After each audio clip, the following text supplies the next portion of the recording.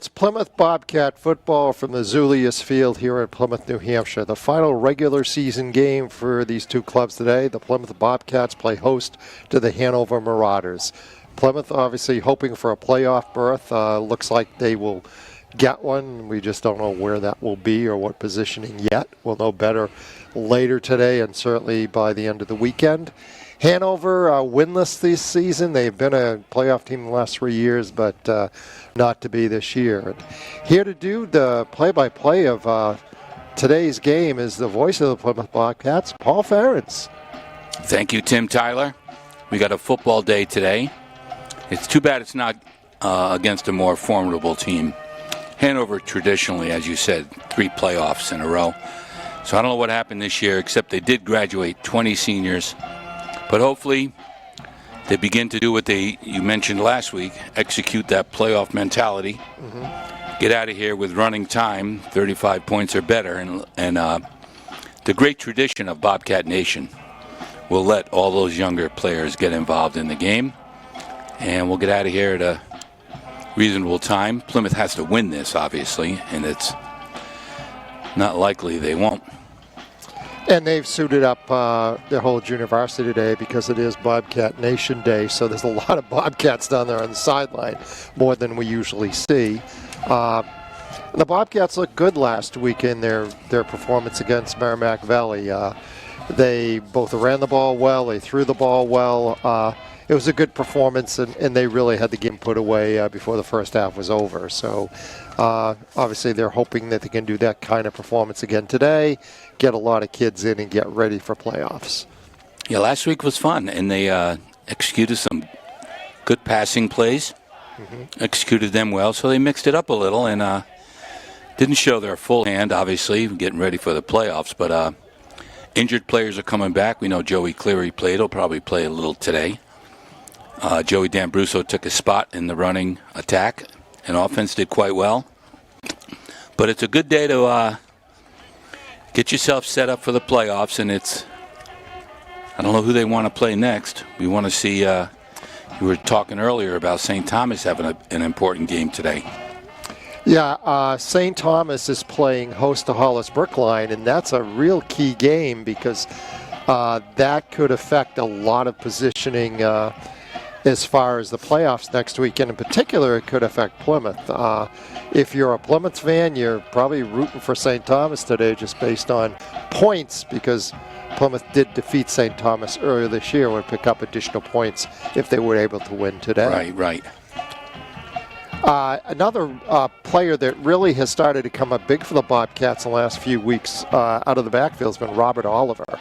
He had a big game last week. Remember in the opening, he took a kickoff return, not all the way back, but it was close, and he had some big runs last week.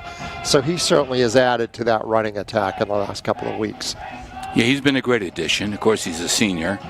A lot of teams never heard of him or don't know anything about him, so he, brings the element of surprise, but he's had a great year running back. He runs low to the ground, and any given time, the way Coach Sanborn sets his offense up, any one of those guys could show up. You got Ian Trider, number 42, who's always going forward from the running back position. And again, Robert Oliver from special teams in the running back position. So we'll see what they show us today. Ladies and gentlemen, could we bring your attention in this field for a special presentation? Recently, we lost a longtime member of the Plymouth Regional High football family, Bob Chase. Bob had served as the head coach of our chain crew for over 40 years, and he was the most senior member of a group that included Dave Barney and Wayne Saperski, both of whom passed away not too long ago. The fourth member of that original crew, Junior Joyce, is still on the Courage chain gang. He, along with the current members and coaches, are honoring Bob by wearing his initial and jersey number on their left sleeve. At this time, we would like to recognize Bob's wife, Mary, and son, Bob Jr., current member of the team crew, Brad, and have them join Junior Joyce, head coach Chris Sanborn, and longtime head coach Chuck Lenahan at midfield.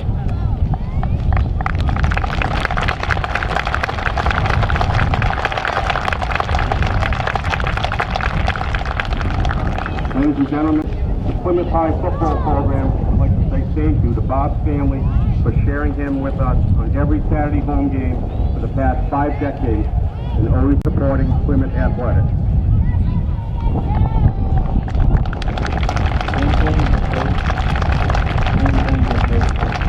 We're back here. We've had a ceremony in recognition of Bob Chase, who was on the chain gang for multiple years here in Plymouth, and that ceremony has just taken place. Just a couple of comments. He passed away recently. He had been the head of the chain crew for over 40 years. Was the most senior member, along with Dave Barney and Wayne Saperchi. Both of them passed away not all that long ago. The first member on that crew, or well, fourth member on that crew, was Junior Joyce, who is still currently a member of the chain gang. He, along with current members and coaches, are honoring Bob today by wearing his initials and jersey number RAC13 on the left sleeves. Very nice ceremony. Yes, Bobby very Chase nice, goes yeah. way back to and did all those years with Brian McCarthy, who they just celebrated a few weeks ago for his contribution to the Bobcat program. And no question, the Bobcat program is a family in itself, in what's happened here over just years and years. Well, Bobcat Nation, they got them all spread out from the 30 to down to the 30. I know Coach Lanahan loves seeing all those kids out there. Hopefully many of the younger ones will get in the game today. And certainly for the Bobcats' final game of the season, you couldn't ask for a better football day. Beautiful sunny day, temperature probably 50-ish or so, a little bit of a breeze, but just almost a perfect football day, and that always makes it nice, especially your final home game of the season, or most likely your final home game of the season. I guess we'll know a little more about that within 4 or 5 hours as to whether the Bobcats will get a home playoff game. It doesn't look real promising, but there's still that possibility depending on the results of a couple games today. So we'll certainly hope for that. Make a comment, the Bobcat Pep Band is here today, and they'll be playing the national anthem shortly after the toss of the coin. But the Pep Band has some extra members today. 8th graders from the surrounding schools are performing with them from the schools that feed into Plymouth High School. Great idea. A lot more kids today than what we've normally seen, and they're promoting them for high school to take part in the Pep Band. Great idea. Yep. Will Gunn does such a terrific job. They're an award-winning program, year in and year out. And it's a great thing to include those 8th graders coming in next year. Yeah. Terrific idea, like Bobcat Nation, include everybody. And one thing that people outside the area don't realize, they know Plymouth may be a regional, but we have kids that come in from Campton, Thornton, Holderness, Rumney, Wentworth, Waterville Valley, and of course Plymouth. So there are several neighboring towns to Plymouth that feed into this program. Don't forget your hometown of Thornton. No, we don't forget Thornton. Spent many years at Thornton School as the principal back in the 70s and 80s and into the early 90s. So, as I said, a lot of surrounding towns feed into this school. And we've had the coin toss. We're going to see who won it. Did you see the winner on that? I didn't pick it up yet. No, I'm just looking for flags today, Tim. I know the Bobcats look like they're going to be on the right, defending their goal to our right. They never made the motion. No, I didn't see the motion either. But then again, we never see the flags either. So now we're going to have the national anthem being performed by the Plymouth Bobcat Band. Please join us in honoring America with the playing of our national anthem. Today's national anthem will be performed by the Plymouth Regional High School Pep Band, joined today by the SAU 48 8th grade band students and music teachers.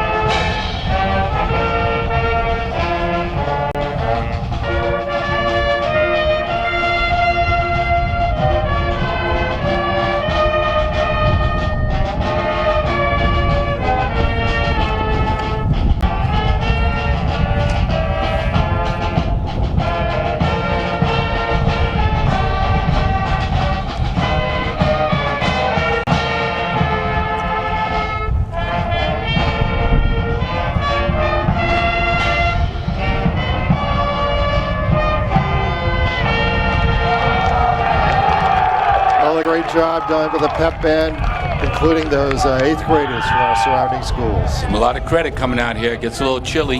Yep. They give up their Saturday morning.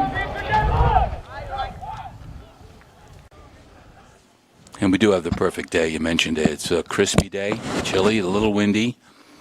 I think that wind has dried up things a bit because we had so much rain the last 2 days. But we're looking for an injury-free free game today, Tim. And I'm certainly glad the wind has died down, because the way it was yesterday, you wouldn't have much of a passing game today because it was really gusting yesterday. Hanover coming out on the field, it looks like they will be kicking off to the Bobcats. Don't know anything about Hanover except they haven't won a game, which is, again, I'm very surprised. Great athletic programs over there. Mm-hmm. I don't know what happened. Besides losing seniors, we lost 17 one year, 18 another. You know, you just got to rebuild, and they've never been down this low. No, as I said, 3 years in a row in the playoffs. Well, I hope they keep this streak alive and lose today. Caught at the 21 and dropped, picked up at the 25. Coming out to get to the sideline, that's Robert Oliver you were talking about earlier, Tim. Gets down the sideline in front of our own bench. I don't know where he went out of bounds. Another good start. Yeah, it looked like he got it past midfield, and 2 weeks in a row he's opened up the game with a pretty good return. It gets Bobcats good field position, actually just a hair inside of Hanover territory. And he did fumble it, but that always throws off the whole timing. Pursuit gets knocked up. So he gets up and looks at everybody. They're right on top of him. He takes off, and a good gain. Very good position into Hanover territory. Quick handoff. I didn't see that. I thought it was going up the middle. Yeah, well, good deception in the went backfield. Out wide. Was that Robert Oliver? Might have been. Or Jeffrey Gomer. I think it was Jeffrey, number 30. My producer's giving me hand signals to put my glasses on so I know what I'm talking about here. Yeah, that was Jeffrey. Jeffrey's been good the last couple of weeks. Yep. Mm-hmm. Showing up big for them. And the ball handling in the backfield, I lost it as well. The Bobcats deceptive with their offense. Pretty slick. They got that down pat. Golden Shoes out wide to the left. Another jet sweep in motion right up the middle. Quick pop. That's Joey D'Ambruso, who took over for Joey Cleary last week. Showed up big and went for another 14 yards, rumbling up the middle. And again, just in these first couple of plays, the offenses look really crisp with the ball handling and off the snap of the ball, kind of picking up from where they were last weekend. I'm not expecting anything less. No. I don't know what Hanover's mindset is, getting off that bus after an hour, not winning a game coming to Plymouth. I mean, it'd be a miracle if they had a chance at winning today. But Plymouth should be crisp. No penalties. Quick throw out the left to Golden Shoes. He's going to beat his first tackler and get out of bounds somewhere inside the 20-yard line. That's Trevin Sanborn. Got a hold of it and beat the one guy who was right on him. And I think Chris Sanborn, off the bat, he's going to try some different things today, getting ready for those playoffs next week. And that was a pass to the sideline here on this side. Executed well and good gain on it. Keep moving those chains. Golden Shoes is way out to the right now.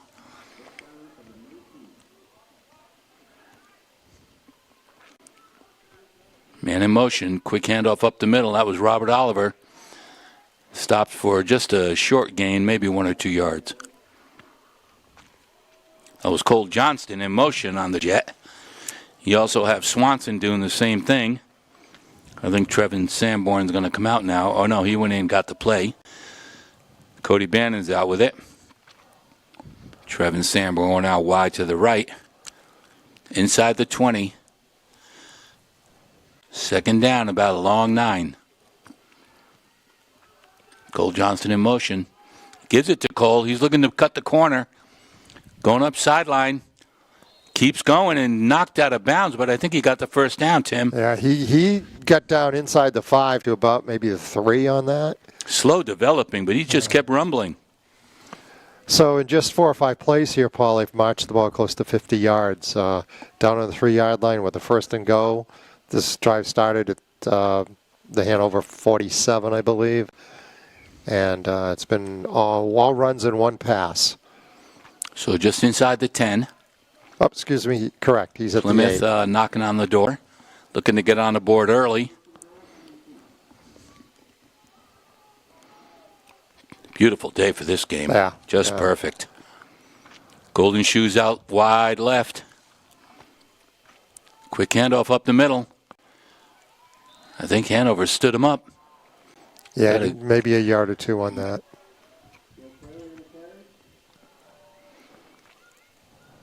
Of course, the Bobcats have shown they have an excellent special teams unit this year. Been very consistent with the conversions, and they can certainly put a field goal team out there as well. We've only saw one attempt on this home field, and he missed it. Yep. How could he miss it? It was like a PAT. He didn't miss any conversions, I don't believe, that day, but they've certainly been effective in that end of the game. Second down inside the 10. Opening up and going down the middle.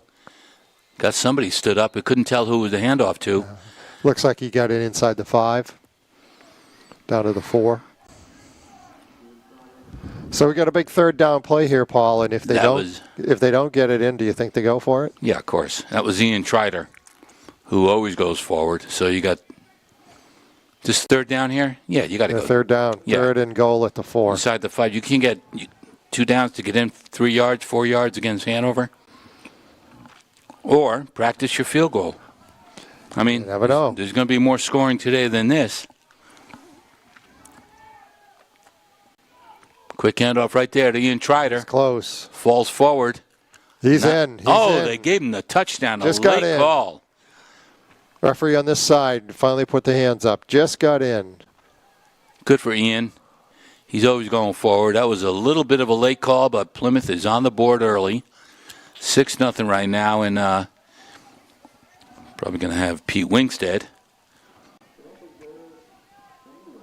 I believe he motioned a touchdown, but they've got 4th down on the scoreboard. 4th down. That's confusing. Sorry about that, folks. The official on this side of the field put his hands up. Right. I don't know how you do that, but big play here, Tim. In motion there, Swanson and Gomer. Quick handoff to Joey D'Ambruso. He's going to go in standing up. He's in. So yeah. So look, sorry folks on that confusion, but again, the official on this side of the field had made the motion the play before. Well, now we got the 6 on the board, and we're going to have probably a PAT by Pete Wingstead, who's been terrific all year, which could loom large in the playoffs. Definitely. You think down the road. We talked about that last week, about the championship game and Plymouth's ability to get the conversion. Kick is up and good. Yep, 7-0. Automatic.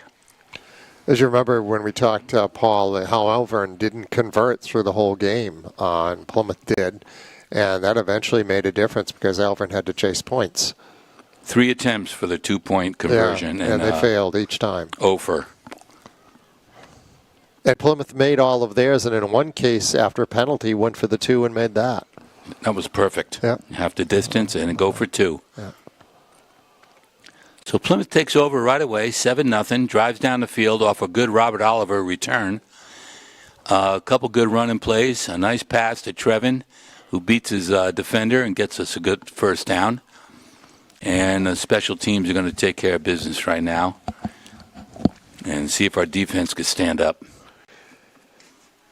So the Bobcats off to a quick start here as they'll be kicking it off, and didn't have a chance to update you on last night's games, but after this kickoff, I'll get you caught up on Division II games last night. There were 3.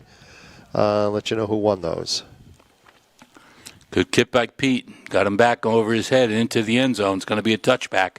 Great kickoff.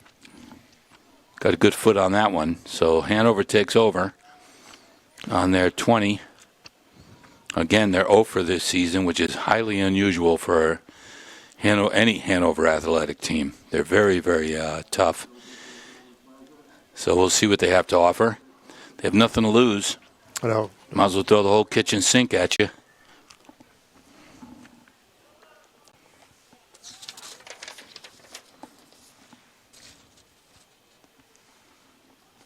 Good handoff, quick up the middle for a good 5-yard gain. I think if you remember last year, Paul, Plymouth finished their season up at Hanover, and they were pressed a little bit, but they came in winning by about, I think it was 3 touchdowns or so. And then they played them again in the first round of the playoffs here in Plymouth and won that fairly easily. So they had 2 games in a row last year at the end of the season. Second down, long 5. Another quick handoff. Going to try to find a little room. No room there. Defense is standing up right away. You know, interesting, Tim.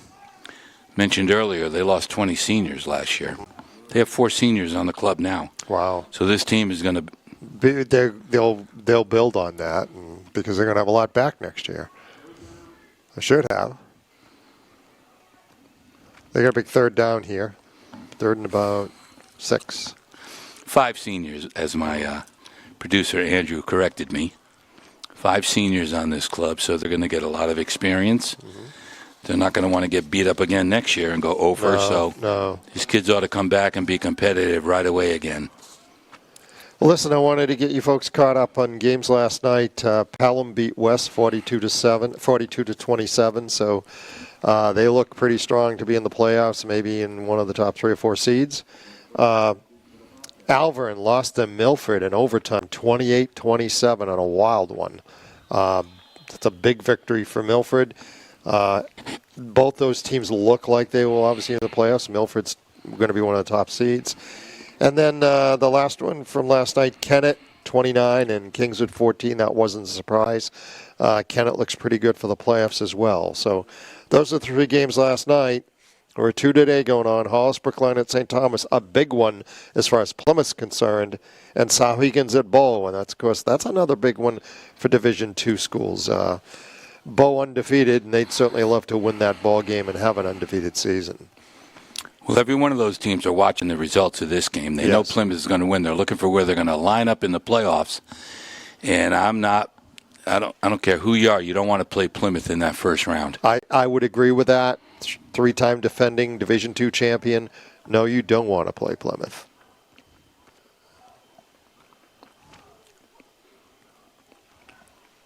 While we were chatting, Tim, Plymouth had their first penalty. It was an offsides encroachment, which gave Hanover new life. 5-yard penalty gave them the first down. Yep. So they're working from their own 30-yard line. No gain on that play, but, 3 yards on that play, so they'll be second. And, again, these are the things that we know the coaching staff wants to clean up. The penalties, unnecessary. And especially where you give a team a first down after you've held them in a series.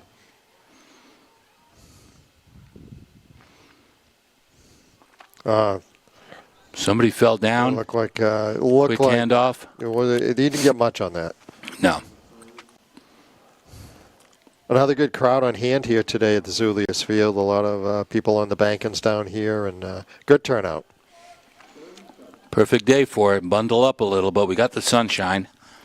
And this would be one of the last better days of the fall. We may be seeing snowflakes here in the next couple of weeks. Fall playoff weather for all the teams, but we've been lucky with the weather. Our first pass, he lofts it up there down the left sideline. That was Cole Johnston, step for step, stride for stride. And it was overthrown anyway, so it's going to be Hanover having to turn over now with a punt.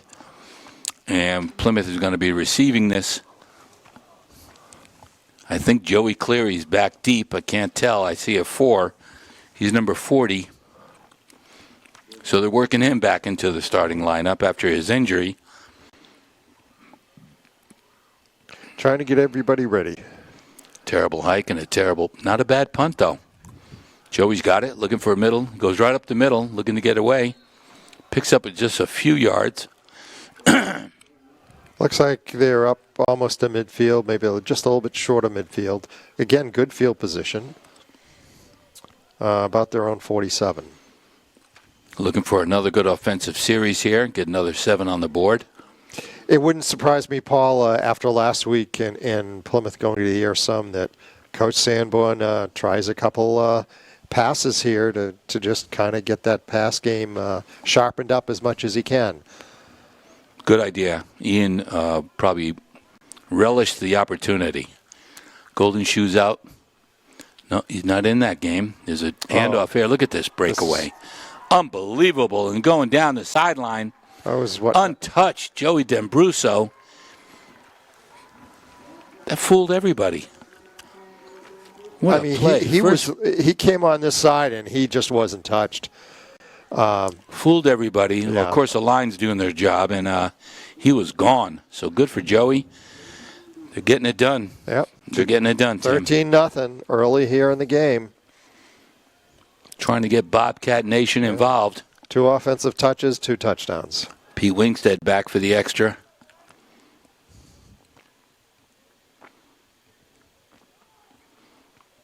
Charlie Coma to hold. Kick is up and absolutely perfect. 14-0.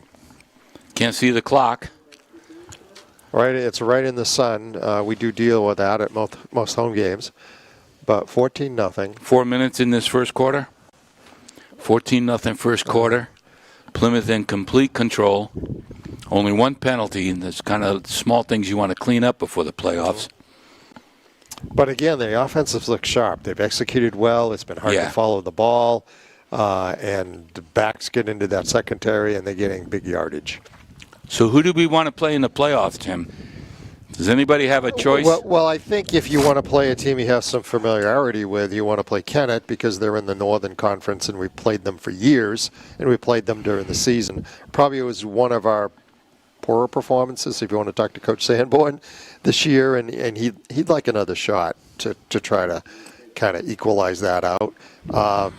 We don't know the teams in the Southern Conference as well, but I think they'll play whoever they play, and I think they'll play their best. And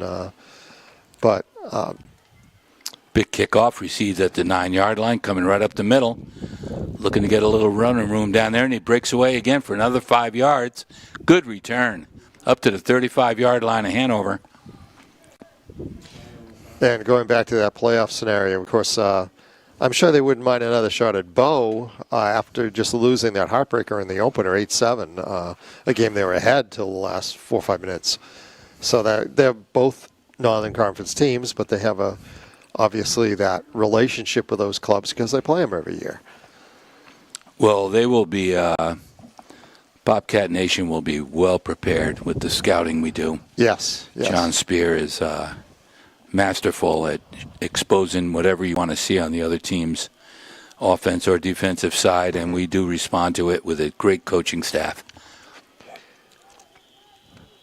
Little movement. Not sure what they're going to call on this. It looks like it's going to go against Hanover for procedure. Hanover jumped, so they shoot themselves in the foot. They're 1st and 15 now from their own 20, their own 31. And you mentioned those playoffs, Paul. There's 2 or 3 clubs Plymouth hasn't played in recent years. I don't know if they've ever played them. One's Hollis Brookline. I think they played Pelham many, many years ago when Pelham first started football. But most of those other southern teams they played Sauhegan in the last couple of years. They played Alver and Milford, but St. Thomas.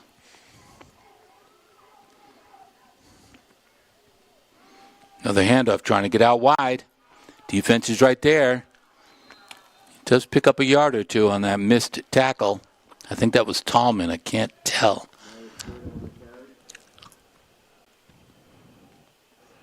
That was Austin Tallman. Had him in the backfield. He just wiggled away. Get back to the line of scrimmage. He got back to the original line of scrimmage. That was about it. 2nd and a long 10. Hanover trying to move those chains.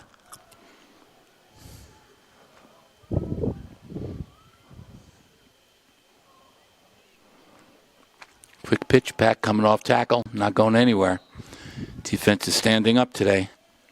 1 yard gain maybe. 3rd and a long 8, 9. Hanover, I think, has attempted 1 or 2 passes so far. I know one was overthrown on the other sideline. Then he had one that he threw to the sideline that was dropped. This might be a passing play here where they've got a third and about 9. Hard to find out what's worked well for a team that hasn't won a game. That's true. That's true. But again, only 5 seniors on this club, so these guys are going to come back battle weary, ready for next year. Kept it on the ground. Drop for a no gain. That was Joey D'Ambruso who just scored the touchdown to go ahead, put us up 14.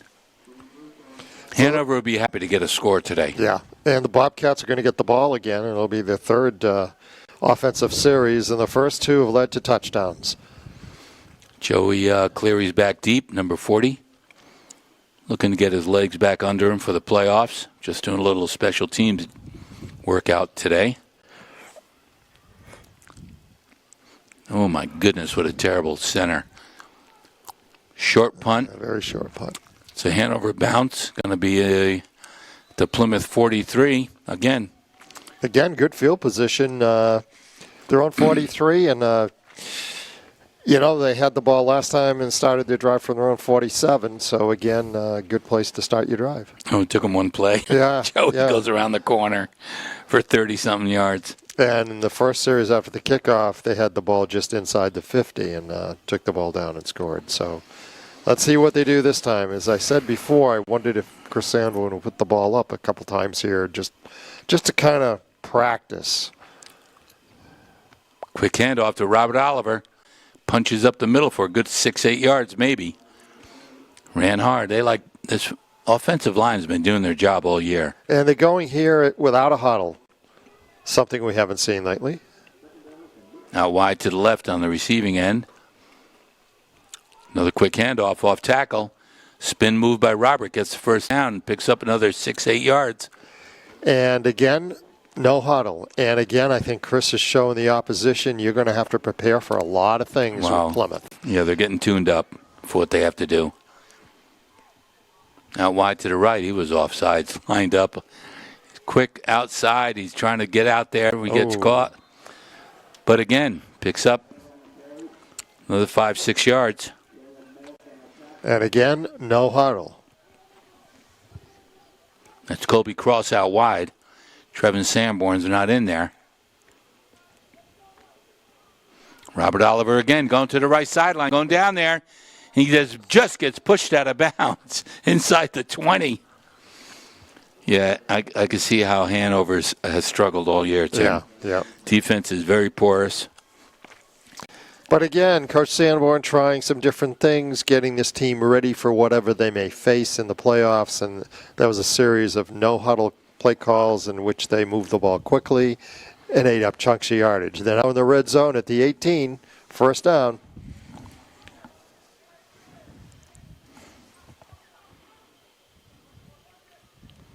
Jet sweep, got him in the backfield, breaks a tackle, wiggles forward. I think it's Joey D'Ambruso.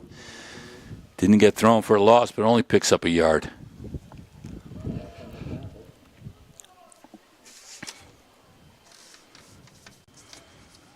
And I think we're getting down towards the end of the first period here with a 14-0 score.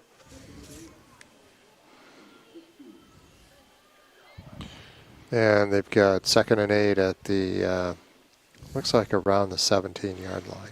Kobe Cross going out wide. I don't see where Trevin is. I can't find him on the sideline, so. See what he does here. And there's a big rollout by Bannon. He sees somebody in the open, deep in the end zone. Wide open. Automatic. Yep. Touchdown to Kobe Cross. That would have been Trevin easily if he was in there. Well executed play on a quick rollout. Bannon could have run. He could have ran for some yards as well. Yeah. But that was a good pass, heads up play, and Cross was ready for it. Puts 2 hands on it and secures another touchdown for the Bobcats at home. 20-0. For 21 with a PAT by Pete Winkstead.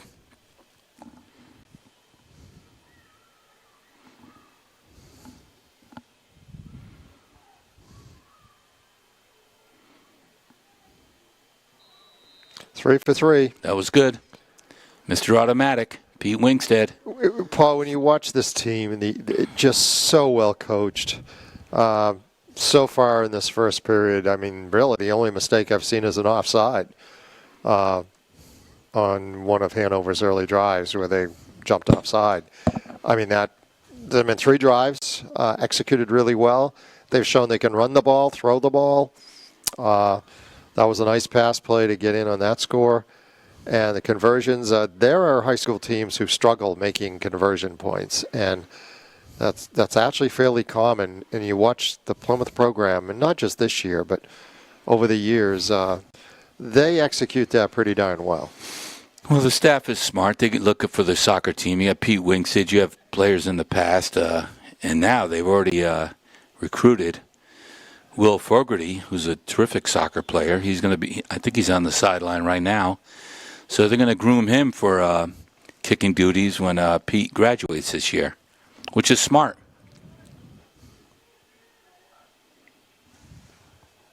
They've won some big games off the toe of these kids. Yeah. Picks it up, bobbles it up to the 20, 25-yard line, looking for some room. Gets out there just over the 30. So Hanover does a good job getting the ball in decent position for their offense. But they really haven't done much offensively. They got a first down off a penalty, but they just haven't moved the ball at all. No, that was their I think that was their only first down today, and probably going to be their last. Let's get up 35, run that clock, get the Bobcat Nation involved, put the cheerleaders in for all I care. We just got to let them play. So let's see what Hanover can do here. Again, it's been a little bit of futility so far. They're going to be tough next year. I'm looking forward to seeing how they respond to this year.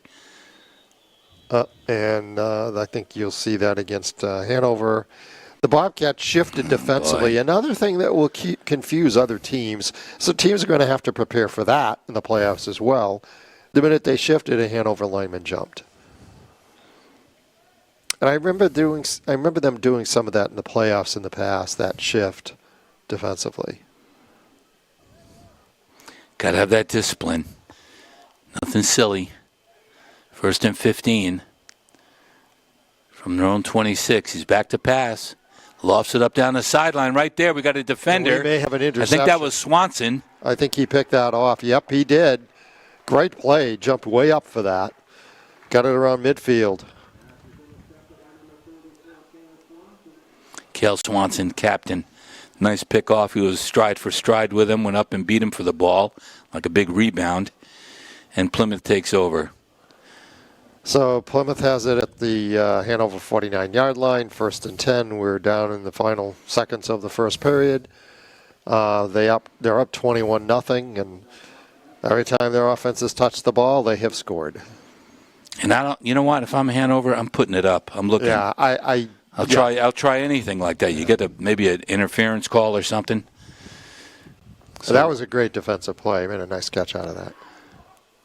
We're going out wide with this and cut it back up the middle, close to a first down. That was a great run. He looked Jeffrey like Gomer. He looked like he was totally stopped on that sweep, and all of a sudden he turned it and got a first down out of it. An amazing run. Jeffrey was watching, picking his holes, using his blocks wisely. Moves up and moves the chains on that first play from scrimmage. So already Plymouth is knocking on the door looking for another one. Don't know how much time is left. We're down to seconds. Seconds in the first quarter? I don't. They may get 1 or 2 more plays off here. And another handoff off the tackles. They're going to break it out wide. Lucky gets caught from behind. Joey D'Ambruso, almost the first down. It picks up 9 yards. Going to be second now in just 2 second and 2 yards. And that's going to be the quarter, folks. I was going to say, I thought we only had a play or 2 left. And first quarter, 21-0. Easy. No injuries, no penalties. Plymouth is playing a smart game. Trying out a few things, and defense is looking good. And they look like they're on the way to a 4th score here at this point of the ball. Hanover about the 30-yard line, and have been moving it consistently. Chunks of yardage. Going to change sides here.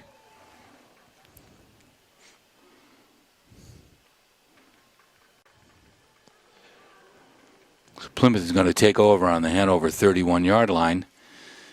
And We've had a pass in play for a touchdown. We've had one long run and one short run by Ian Trider. Yeah. Well, they've mixed it up and looked very good. And again, that's a continuation of the performance last week against Merrimack Valley. And that's what Coach Sanborn wanted when I talked to him a couple of weeks ago. He wanted to clean some things up after the Pembroke game. And I think he accomplished that against Merrimack Valley, and he's showing that again today. They look much sharper. They really, I think, are ready for playoffs. Another one right up the middle. Goes by 2 or 3 blockers. Somebody finally catches up with him inside the 20-yard line. That was Robert Oliver again. He's having another good week. Yeah, he's been a nice surprise, I think you might say, the last 3 or 4 games and what he's done. Hurry up offense. His chains are not even in place yet. Quick handoff, but small gain or no gain.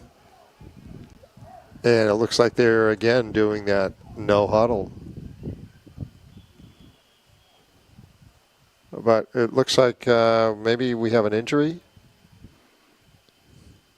And it's a Plymouth player. I can't tell who it is.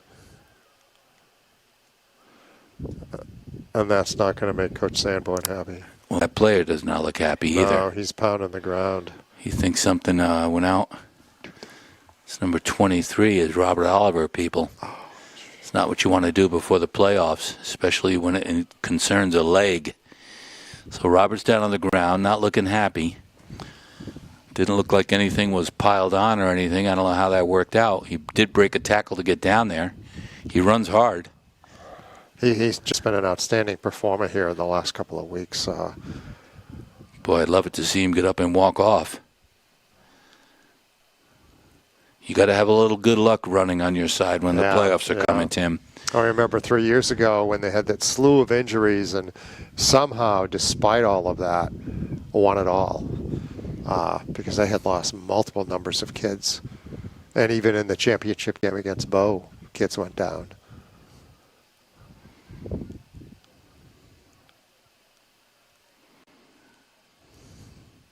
Teams have gone to the sideline. The trainer's taking a look at Robert, trying to assess what we're doing here. They're going to help him off the field. He's going to get up eventually, but that could be a bad break for Plymouth. We're going to take a break here for a second while they take a look at Robert Oliver, and we'll be back. Okay, we're back here at the Zulius Field. Robert Oliver has come off the field. He's limping a little bit. Hopefully they can help him out. And Quick handoff. Look at this off right tackle. Joey D'Ambrosio is going to run it all the way in. His second touchdown of the day. A great run. The line opened up a hole for him. He got through it, bobbled the ball a little bit, held on to it, Tim. That's his second touchdown. Gives us 26 points, looking for 27 points. Looking for 28. The PAT, and we got to keep an eye and see how Robert Oliver's doing. We got to make sure he's okay for the playoffs coming up. Well, he came off. He had some help, but he also was under his own power some too. And we're just going to think positive that. Yeah, hopefully it's just a Charlie horse. Kick is up and good again, Mr. Automatic, Pete Winkstead. 28-0. Plymouth takes charge early in the second quarter. And again, we want to avoid all injuries. This is the only thing. I don't know why you bring that up, because that is kind of like a jinx, Tim. So, I don't know. Robert's done for the day is my guess. Well, at this point, at the score being 28-0, Coach Sanborn's probably going to start getting some other kids in the game here fairly soon. He may wait till 35, but let's wait till 35, please, and then put everybody in.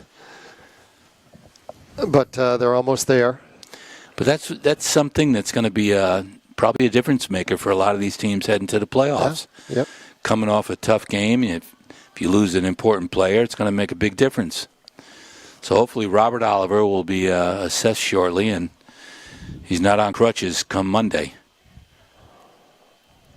So the Bobcats getting ready to kick off here and with a 28-0 lead, just barely into the second period.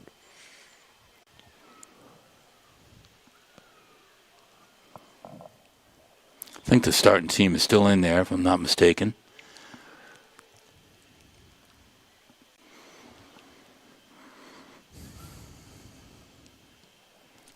Nice ball, going to be short, taken by the up man.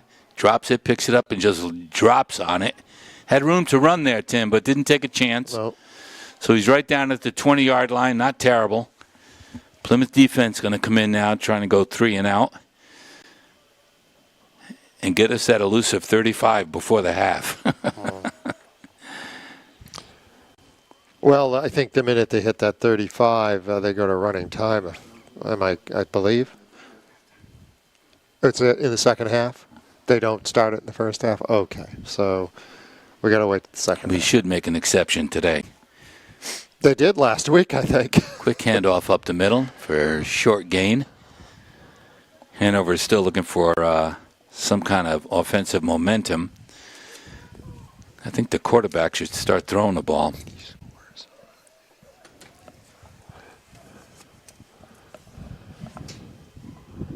Jacob Duquette in, number 71, starting center, now in there for nose guard.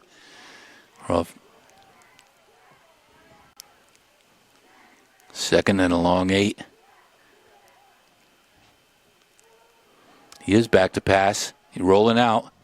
Nice little play there. Looks like you got a first on that. Beautiful. Going to move the chains. Hanover maintains possession. Little rollout, little flip to the back. Just falls at the chains, and they're going to move him. And that's the first down since the one they got with a penalty early in the game.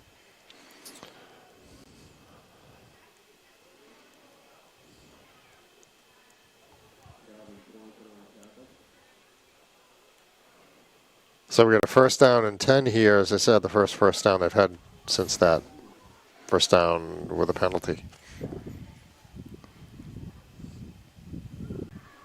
Quick handoff. He's going to get caught in the backfield, trying to turn a corner, get back to the line of scrimmage. He's going to lose a couple yards on that play. Yeah, the Bobcat defense was in there quickly and knocked him for a loss.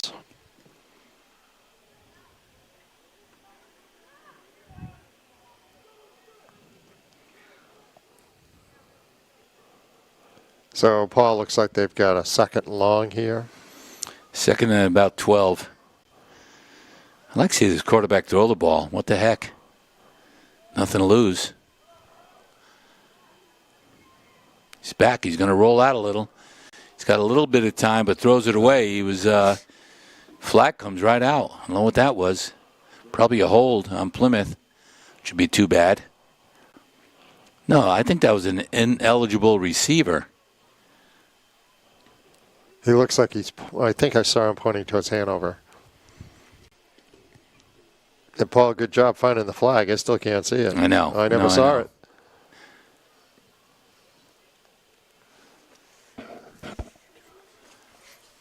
Picking up, are they? I guess there was not a penalty in that play, so I'm not just sure Just practicing throwing the flag, a little practice. Right, you got to have practice doing that. So it's going to be third and, again, 12 yards, long 11. Hanover on their own 29, trying to generate a little offense. He's got to pass if he gets the time. His rollout gave him a little time. He could try that again. He is back. Quick drop. Oh, that's a nice pass. Throws it out. Nice Good play. pass, but I don't think he got there. He's close. He's close. And that last move, he might have gotten the first down. But that was a good play right there. It was a well-thrown pass. And that receiver fought to get an extra yard, and he got it. He got it. Wow, no measurement. They're just going to wave him over. Move it. Good play, Hanover. And he had been stopped short there for a second, but he turned and picked up that yard. All right. Warm up that passing game, Hanover.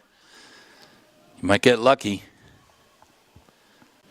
Third first down for Hanover. Just over their 41-yard, just at the 41-yard line.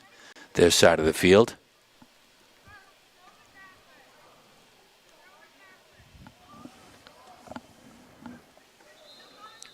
Quick pitch. Flags are going to hold him up. Probably on the offense. Illegal procedure to put him back 5 yards. These guys 2 steps forwards, 3 steps back. Yeah. It's been a long year for Hanover. Just get a little something going, and now they're back in the hole. I'm looking down on the sideline here, and Robert Oliver is now standing.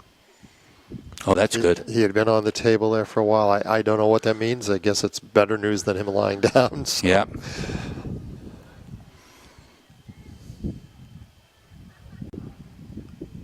Back to pass again. Quick drop. Throws it out to the sideline. Quarterback was rushed on that. Yeah, he didn't have a lot of time, but he got one off, and nobody there to receive it. Keep throwing it. Well, they put together a couple of first downs here and have moved the ball some. First time today. So let's see if the Bobcat defense can tighten up a little bit and see if they can get the ball back and maybe put another score in before the half.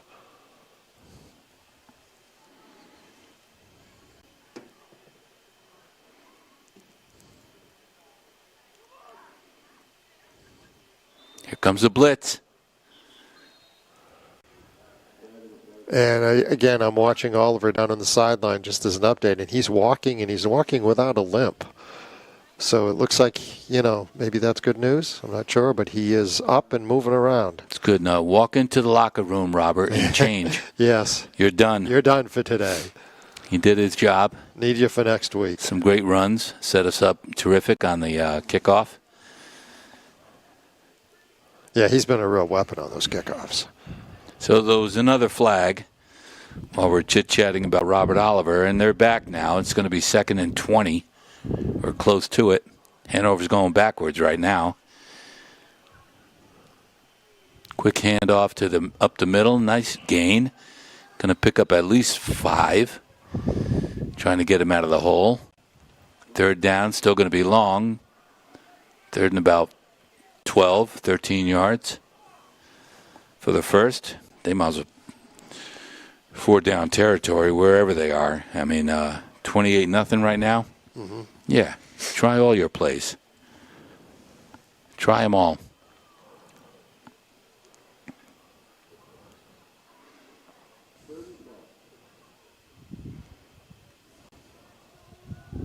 Got the receiver out wide to the right, number 8, who caught that first down. We get a whistle the last here. First. Timeout? Timeout, yep. So timeout here, I'm going to guess we're about halfway through the period.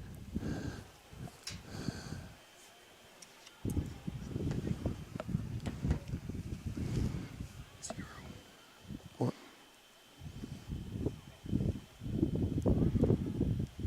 0-0.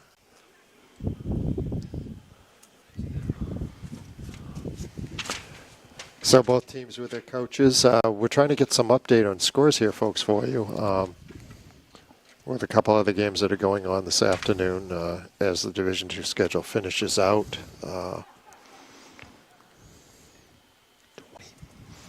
At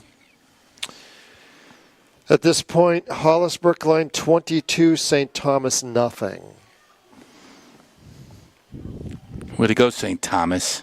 Yeah, well, hopefully they'll rebound, but that's probably not good news for Plymouth at this point, but I guess we'll wait and see. 3rd down, quick pitch to number 5, trying to turn a corner. He's going to get back to the line of scrimmage originally or pick up a few yards. It's going to be 4th and at least 5 or 6.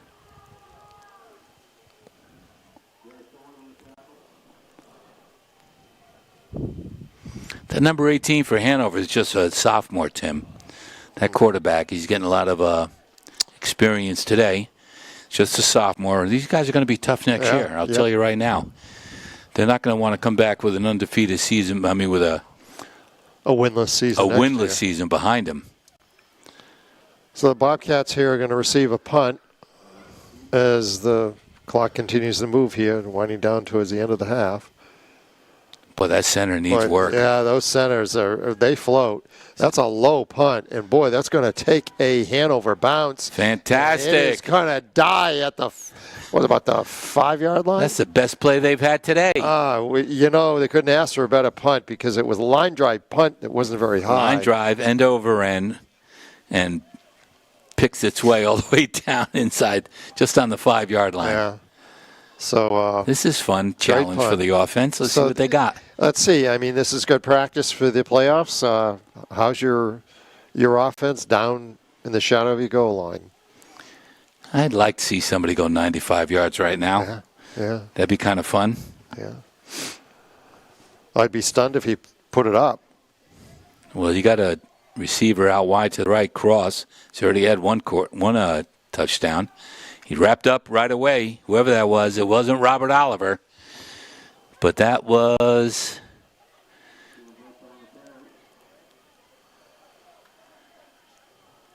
I think it was Joey. Couldn't tell you. Trying to hear the radio announcer. They're right on top of who it is. Have a harder time picking out the number. So he picked up a couple of yards. Going to be second at about 8.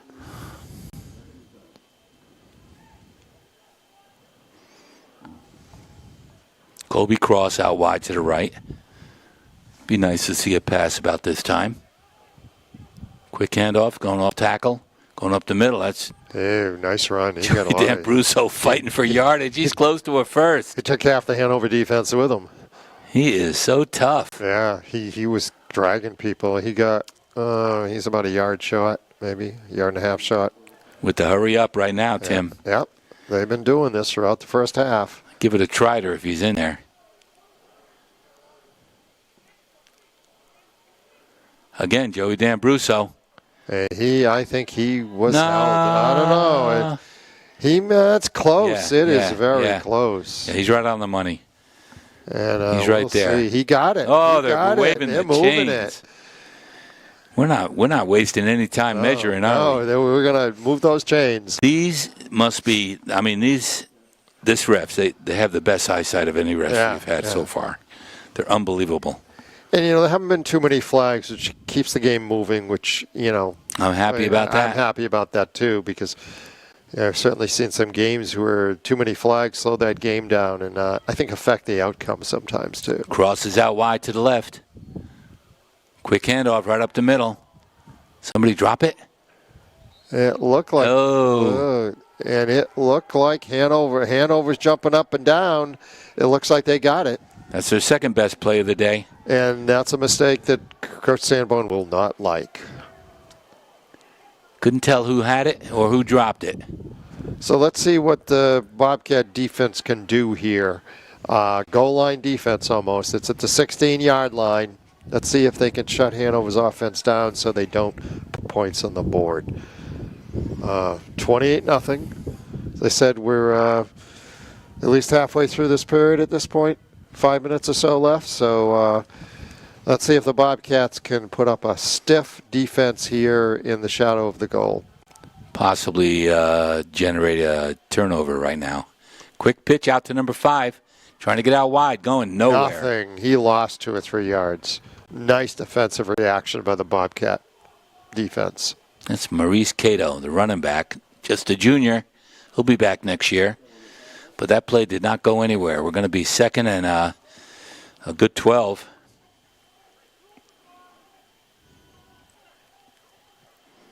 Joey Cleary coming out from his safety position. Charlie Como's in.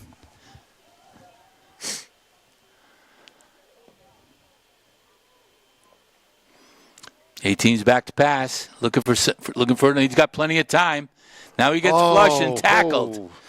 Who was that?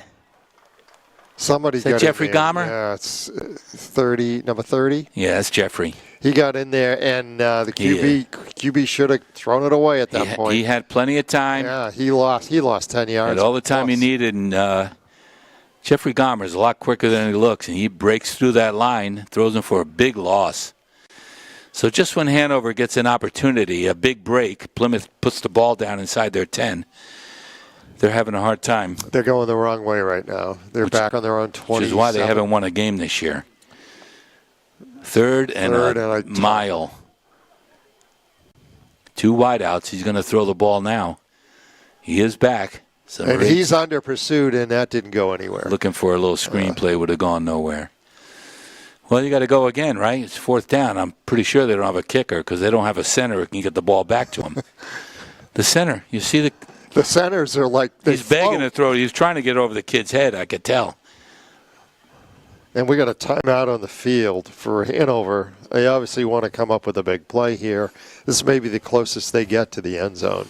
This year has nothing gone right for Hanover. Even when they get a break like that, they can't put it together. It's got to be a frustrating year, but I will say it again. You're only losing 5 seniors, and these kids, after getting beat up all year, are going to be back next year, hopefully. Quarterback is just a sophomore. He's picking up a lot of valuable experience here.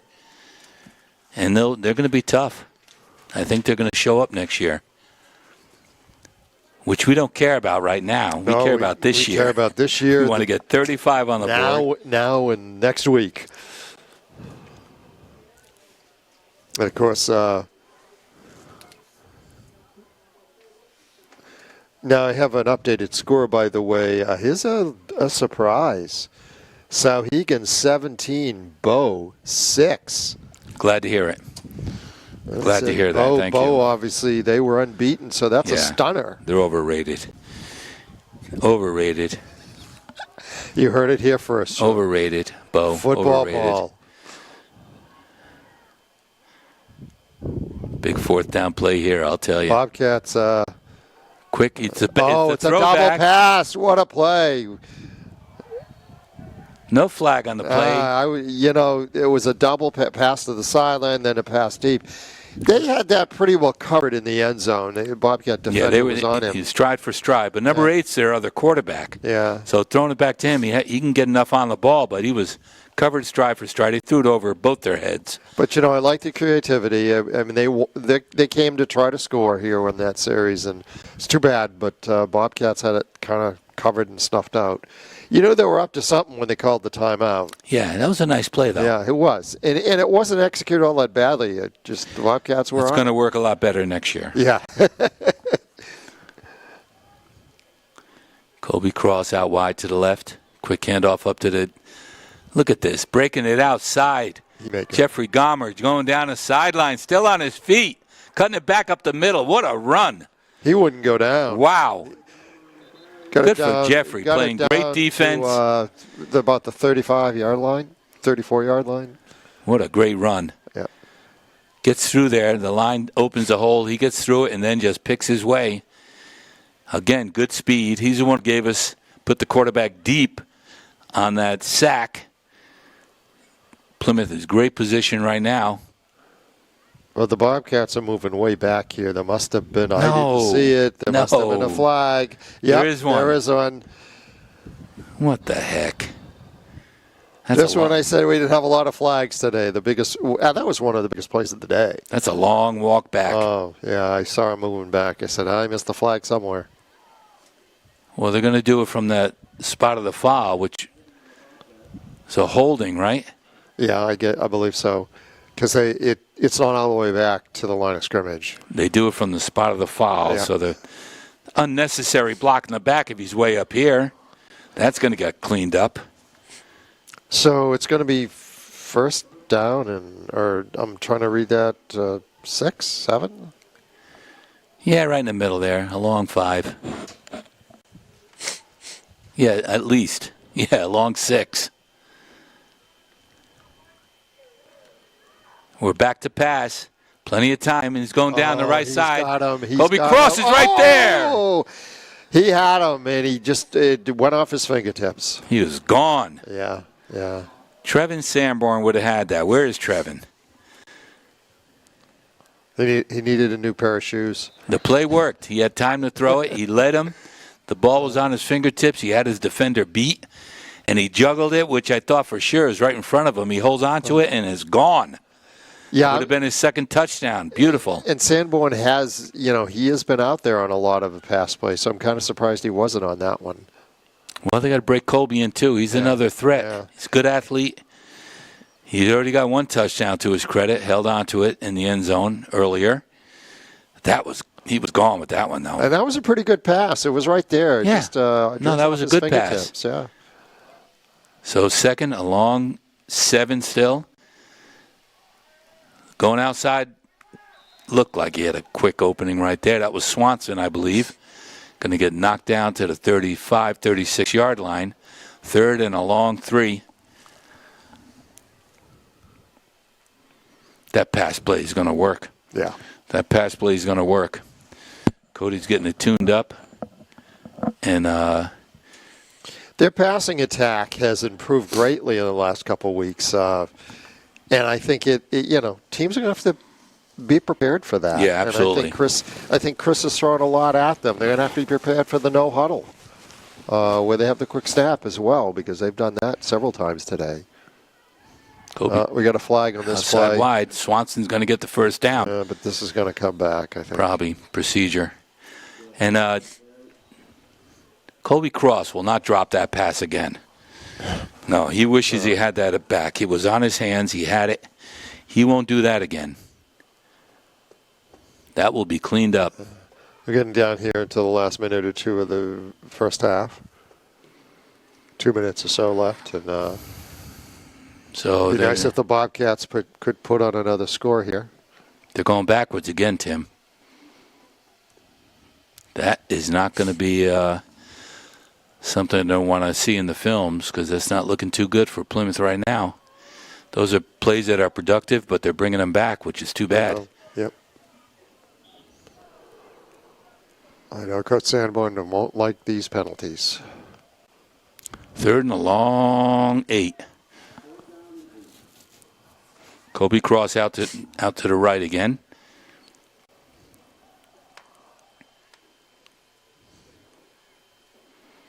Got to pass it here, Tim. Yeah, I think they want to still work on that passing game because it has great potential, and he looks like he's going to. Going out wide to the right. I don't know who's that for. Would have been a hell of a catch if he did get it. That would have been Jeffrey Gomer. He would have been 3 or 4th down at 8. He did look down the field. He had somebody down there. This will be the first time they punted today, based on first time in a while, I think. Cole Johnston's back. He's going to punt. He scares me with that hitch. Yeah. He reminds me of that Alvern kid with that little hitch. Well, they haven't had to do a lot of punting the last few weeks. They'll probably face more of that in a playoff game than they would have based on the last couple of weeks of play.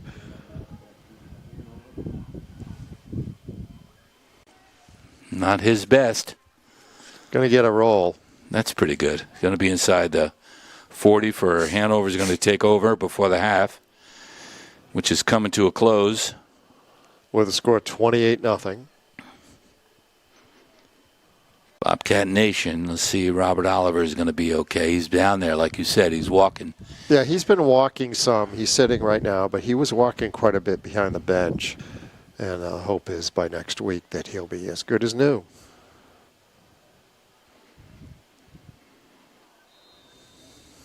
During the week, he'll probably take some Tom Brady injury recovery medicine. Brady's on the injury list every week, but somehow on Sunday gets out there and does his thing. He's been on the injury list for 20 years. 20 years. Shoulder. They put it in there every chance they get. So we got a timeout here. I think I'm reading just under 2 minutes or so in the first half. The scoreboard's a little bit in the sun at this point, so it's hard to read, but we do know it's 28-0. And Brady does have a challenge this week. Yes, he does. Well, he doesn't play defense, but the defense will have a challenge against Lamar Jackson, who's doing very well. That was a bold move to get rid of Flacco. But a lot of these young quarterbacks in the NFL, they're all stepping up. Yeah. All these backups are doing very well. Which even the kid for Brady, can't think of his name, Stroke or whatever his name is, but he's been doing very well when he gets in that system. There we go, the updated score, Paul. Sauhegan 17, Bo 14. So Bo scored and looks like they converted as well. So that looks like a good one. Also, Hollis Brookline 30, St. Thomas nothing. Hollis Brookline's a soccer school. What are they? They've obviously got a good football team this year too. They'll be a playoff team, and I'm not sure where they're going to be seated, but I don't know that the Bobcats would draw them in the first round, but you want Sauhegan winning this game against Bo? That isn't going to really make a difference in where I think the Plymouth ends up, as far as I know. Sauhegan, it'll obviously, if they win, it's going to help tremendously as far as where they get seated. But, Yeah. because they've had 3 losses. 2nd and 9. He's back to pass again. This sophomore. Nice little pitch. He almost. Oh my goodness, that was Joey D'Ambruso. Yeah, it looked like he was looking in the end zone when he went up for that. Yep. He had access to that pass, and again, it was just incomplete. But he would have looking to pick that one off, Joey. Another flag, Tim. I think it's going to be on Joey for jumping over the back, but he has a right to the ball. Yeah. People don't realize that both are going for the ball. You could run through the guy, and oh yeah, it's going to be Going to be a big one. Hanover's advantage. Going to move the chains. The second time they got a first down off the chains on a penalty. So I believe we're, if I'm reading my scoreboard correctly, under a minute. Maybe 40-something seconds at this point. Hanover just go for the end zone. A couple of Hail Marys. Yeah, I'd get a call down there. I'd be putting it up every play here, seeing if they can get some points on the board. Maybe they'll try that double pass again. Well, number 8 could throw the ball. He's the senior quarterback. I like the idea they're playing the sophomore. Here's number 8. He's the other quarterback in motion. And again, they're doing the same play. They look like they were trying. Pick it up and go. That was back. Oh, they're going to call it. That was thrown backwards purposely. That was that is the play they ran before. Oh my goodness, that would have been a live ball. He had it. He would have scored. There was no one in front of him. That was Curtis Cross. He was ready. He saw the end zone too. It looked like it was a throwback. The same play, yeah. Yeah, he threw it back. Well, oh well. Wonder if they got one to the other side of the field.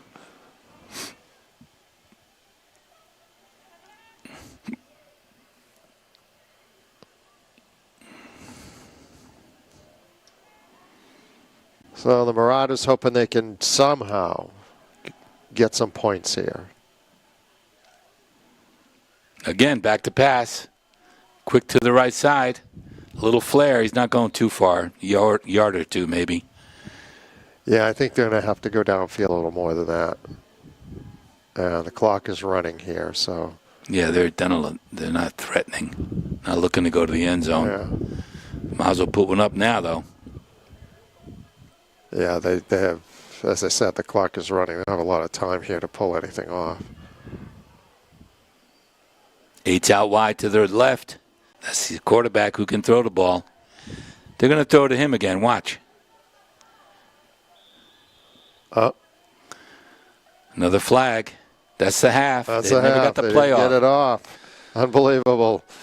Too bad they couldn't get that last playoff. But 28-0. The Bobcats lead here at the end of the first half at the Julius Field. Plymouth 28, Hanover 0. Bobcats looking to finish out the season at 7-2. For Hanover, it's no wins, 0-9, I believe. Got a couple other games going on in Division II, and those scores were Sauhegan 17, Bow 14. Bow has been undefeated. And Hollis Brookline 30 and St. Thomas 0. And that's a big one for Hollis Brookline because that's going to help their seeding if they pull that one off. What little chance St. Thomas had of making the playoffs, obviously, it would be going down the drain if they lose this one.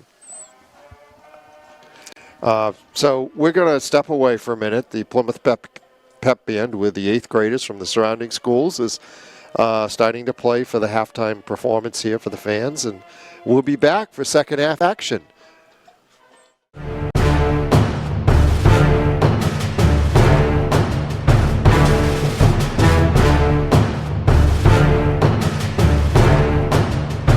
Okay, we're back here at the Julius Field in Plymouth, New Hampshire at halftime. Just a minute or two away from starting the second half. The Bobcats lead Hanover here 28-0. Had a dominant first half, moved the ball well offensively, both on the ground, and had some success in the air as well. Hanover didn't have a lot of success. They had one or two first downs at one point in the second period and moved the ball some, but otherwise it's pretty much been a game dominated by the Bobcats. The big thing right now is, because everyone's wondering who will be in the playoffs, and probably more so what the positioning of the seeding will be, Paul. So any comments on that, and what we're looking at down the road in the next week. Well, hopefully it's somebody who's not, well, they're not going to be familiar with us. I think the only team familiar with us would be Kennett. And if we're on the road to Pelham, which is great defense, I don't know. I wouldn't want Plymouth next week. They're going to be ready. They're going to scout whoever's out there that they think they're going to end up playing. You just want to finish this half of the day with no injuries. Hopefully Robert Oliver's okay. We get a good report on him. And then Bobcat Nation gets up 35 points. They run the clock, and all the little kids play, which would be good.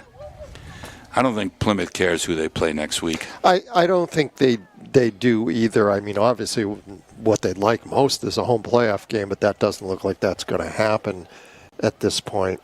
I don't think St. Thomas is going to rebound against Hollis Brookline, which is what Plymouth would hope for, because the score in that game is 44-0 Hollis Brookline. That shocks me. Yeah, I'm surprised it's by that margin. So either Hollis Brookline is way better than people think, or St. Thomas never showed up. 44-0. They didn't score a point. Jeez, because they were scoring points this year, and for them to get shut out by Hollis Brookline. By that score. Well, we don't want to play Hollis Brookline. Let's just go with that. Well, it's whoever gets hot, and the playoffs brings a whole second season. And exactly. Based on that performance and that score, I guess you might say the Hollis Brookline is ready for the playoffs because they're doing that at St. Thomas, I believe, as well. Big kickoff right now. We're going to catch it and take it up the middle. And we're cutting it out to the outside. He's going to get back just over the 20-yard line, somewhere around the 23 or 4-yard line. Hanover takes over, looking to get on the board. Of course, we're looking for a big turnover so we could run the clock at 35-point lead. Well, they have the ball at their own 25, so let's see what the Bobcats can do defensively and see if they can create a turnover or a quick series here where they can get the ball back and maybe put that additional touchdown on the board. The last score we had on the Sauhegan Bowl game was 17-14 Sauhegan. That's another two teams that appear will be in the playoffs. Again with the flags. Plymouth has their defensive shift, and it seems like every week a team bites for that, and they move. And teams are going to have to be ready for that because I'm sure Coach Sanborn is kind of going through the motions here, getting prepared for the playoffs. So, 1st and 15, Hanover from their own 21-yard line. Quick handoff up the middle, not going anywhere.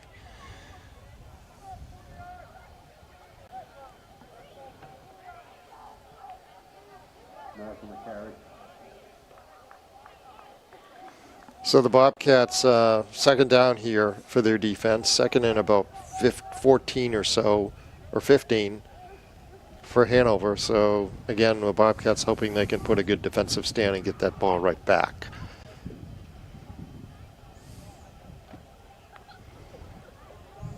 Obviously the Bobcat sideline is full of Bobcats because it's Bobcat Nation Day. Ton of them down there.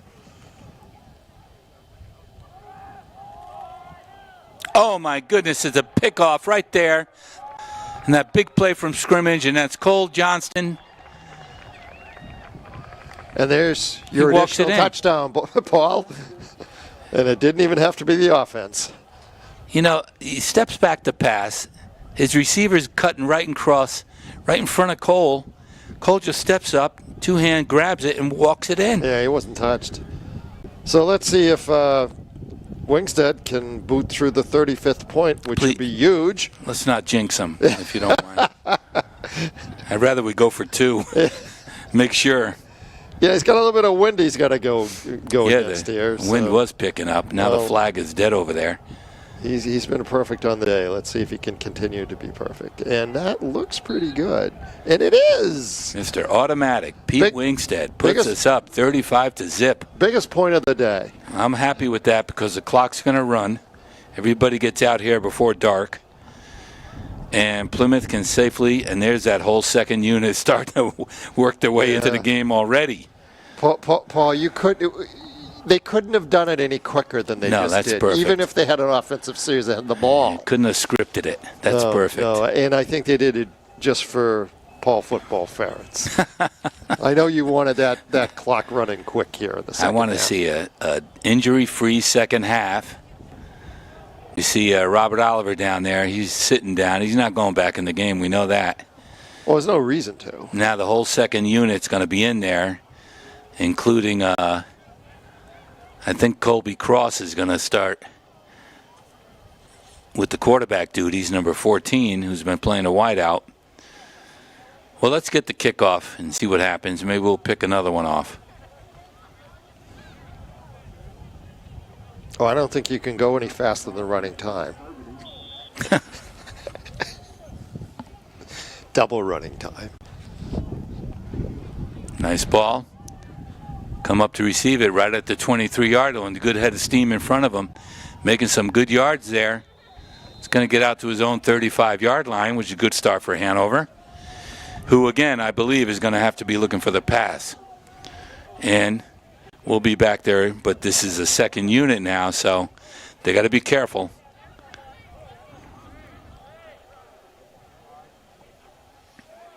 The clock is running.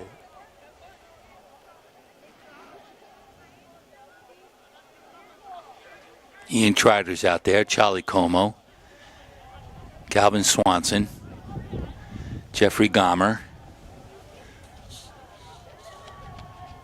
Anthony Barrett, number 74 on the line over there.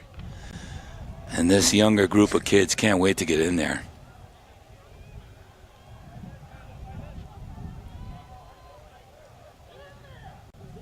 Number 18, sophomore quarterback for Hanover, getting the 11th man on the field.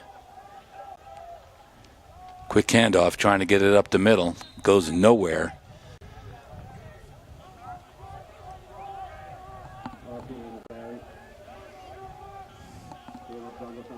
So Plymouth getting quite a few kids in the game now at this point with a large lead at 35-0.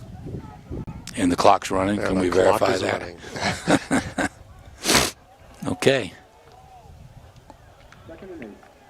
And hopefully we won't see a lot of flags here in the second half. Ian Trider coming off, so yeah, a lot of the first team defensive team is off the field.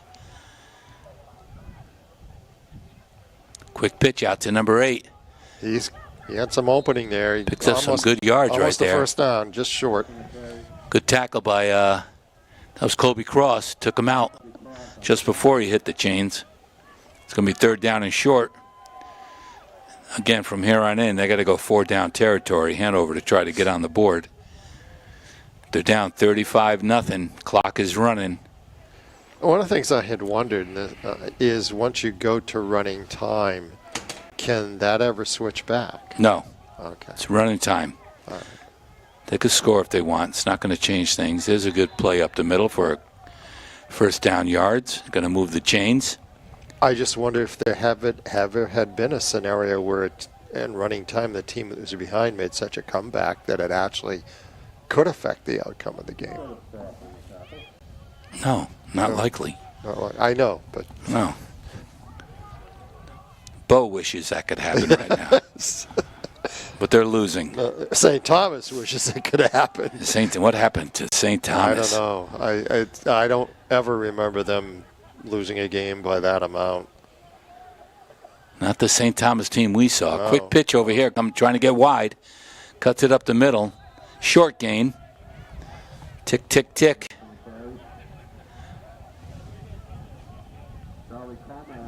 That's Caleb Morris. He's a quarterback and defensive back, number 8. But again, they're going with that sophomore quarterback. He's going to get a lot of experience. He's going to be ready for next year. Number 18's in with the play.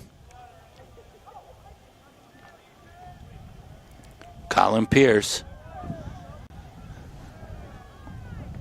Quarterback for Hanover. Quick pitch over to the other. Number 8 is going to battle his way up there. Big chunks of yardage against that second unit.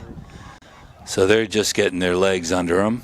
that defensive team. Here comes some more subs. I'm sure Hanover has faced this kind of situation quite a bit this year, having had the kind of the challenging season they've had. Third down. 2 yards for the first.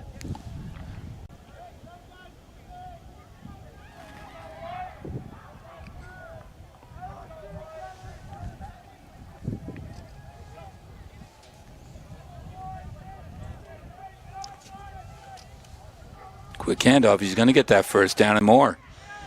Fights his way for another big gain of about 7-8 yard gain. So they're moving the ball here. They've got it down really around the Bobcat 35-yard line at this point.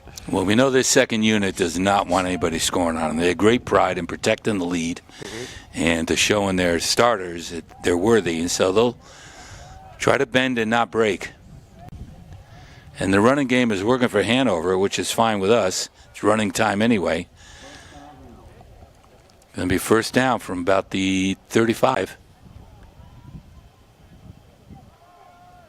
Quick handoff, number 5, working his way up the sideline. You got a good chunk of yardage on that, close to another first down.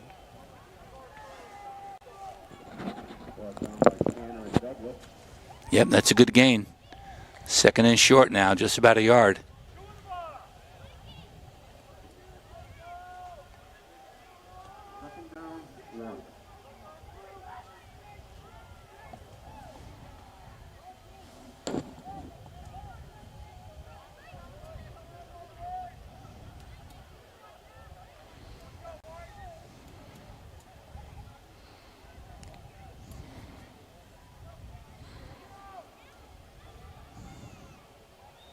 Little movement out there. I know the Bobcat Their defensive flag? line moved. I don't know if Hanover moved in response, but I know one of the Bobcat linemen moved. But I guess this is against Hanover. God, I saw tough. the Bobcat movement. I did not see the Hanover movement.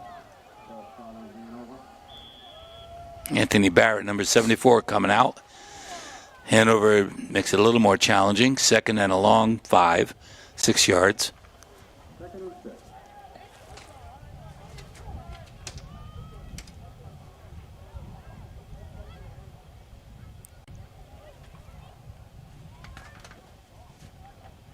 Quick handoff up the middle. Got a good gainer on that and a first down. Quick hitter. The hole opened up, and the running back got right through there quickly. They're going to move the chains again. Hanover's on the move against the second unit. They got to hold their own here. Stiffen up down there, just outside the 20-yard line. Want to keep it a shutout. And we got an updated score. Division II football. Bo has gone ahead of Sauhegan 21-17.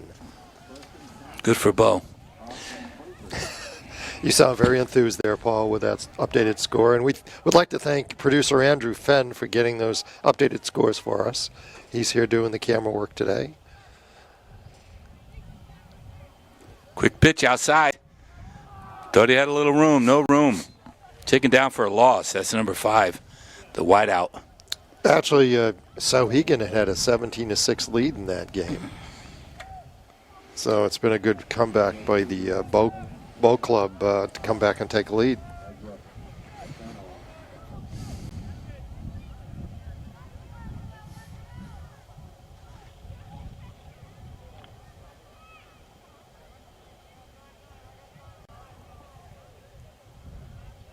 Second and 9. Or 10, actually, outside that stick. Plows his way forward. Nobody on him. Down inside the 5, Paul. Nice run on that. Yeah, the 3 guys hugging him on the way by. It's not going to do it. And a flag is down. Did that come down after the play was over? I'm not sure. Was there a face mask? Yeah, I don't know. I didn't see it. And is that the runner who's down? Hanover runner's down. Looks like he's moving his legs some. It was a good play right off tackle. A 3 guys had a chance at him, but he kept plowing forward. Went down, didn't see any face mask or anything, and he's not moving down there.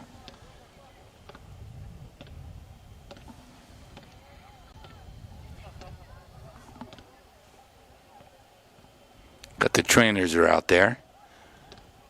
See what the problem is.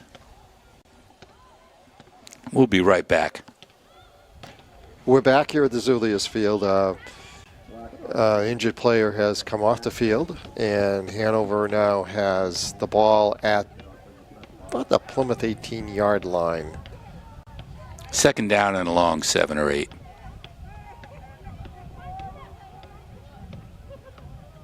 Quick handoff up the middle. He's still moving. He got a first down out of that and done some. The second team linemen have got to stiffen up. He's all the way down there where the injury occurred.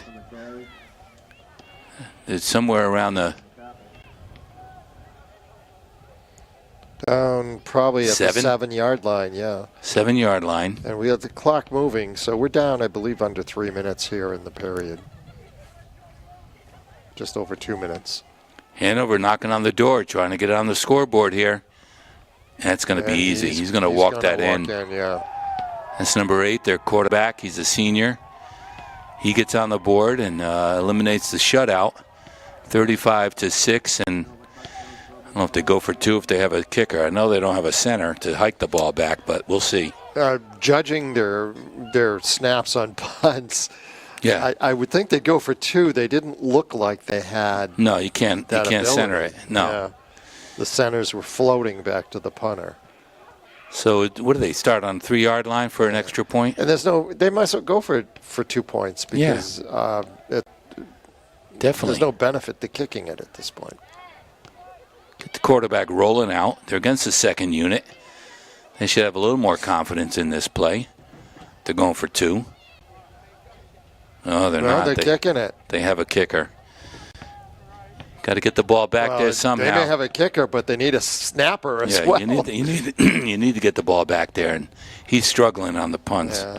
He could easily hike this right over there his head. He did. Close enough. It's actually, I think it was a fake. I think that was planned.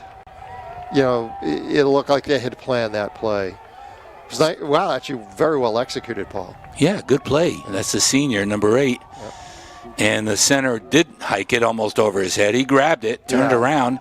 This guy opened in the end zone. So I think that snap was planned to go to him based on because the end was out in the. It looked like they had planned that call. I thought you had to declare if you're going for 2 or not. No. I've seen many teams run fake kicks and go for 2. Well executed. Yeah, 35-8. I don't know how many times they've had an opportunity to do that. Probably not too many. No, but it works. Actually, that is the best play they've made all day. So the defense for Coach Lamb and his unit are going to have to come up with some strategies because they marched right down the field against Plymouth. Well, it took them, though, a good part of the period to do that after Plymouth picked up that touchdown on the interception because we're down under 2 minutes in the period at this point. So it took them 2/3 of the quarter to really put up 8 points. So. In the second unit. Yeah. And the Bobcats Bobcats offense has not had the ball so far in the second half. Right. They had one play defensively where they scored the touchdown and the interception. And that'll be a second unit coming in on offense after they receive this kickoff, which we could run back for a touchdown. We've seen that before. And, that doesn't mean they won't move the ball offensively with the second unit either. Looks like. I wouldn't be surprised if we saw an onside kick here.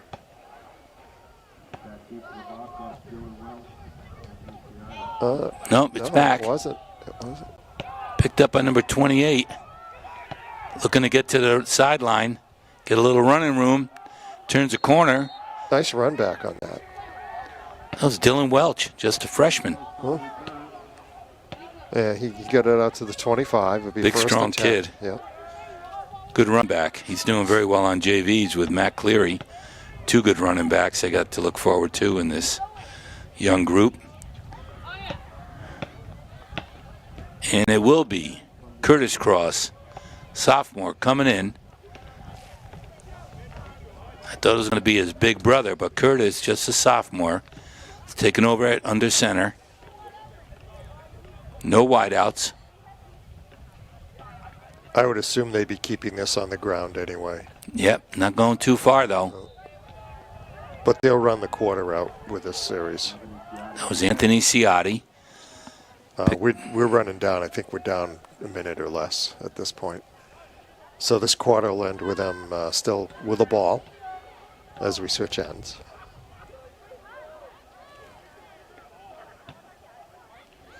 Curtis is in with the play. Bringing his team to the line.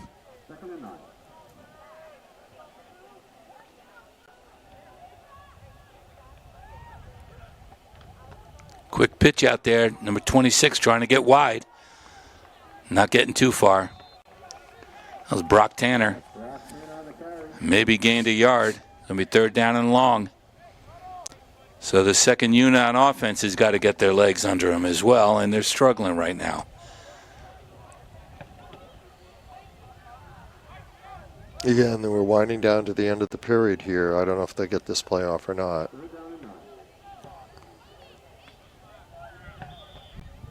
And they're not going to. That's going to be the quarter. And the third quarter, Plymouth 35 and Hanover 8.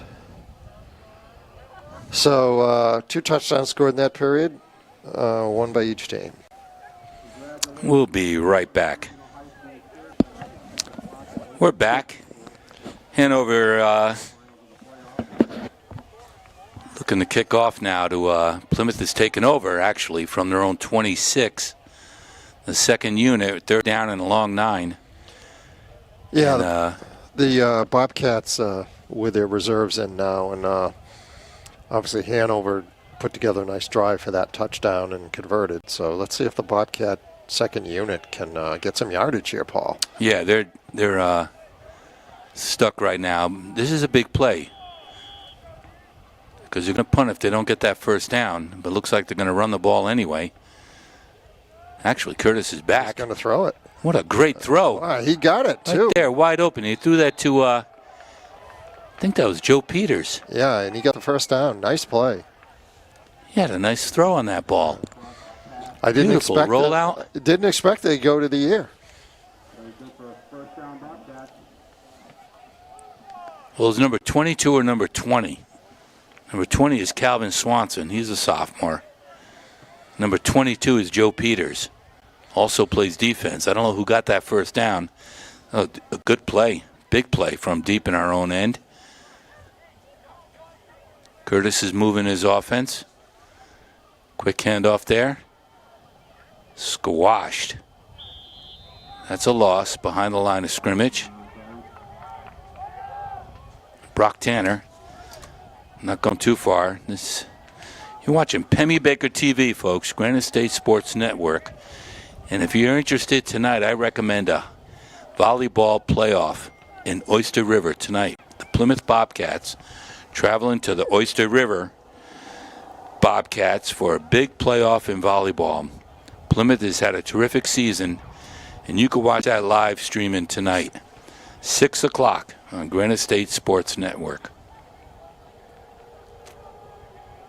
Whoop, little fumble, picks it up.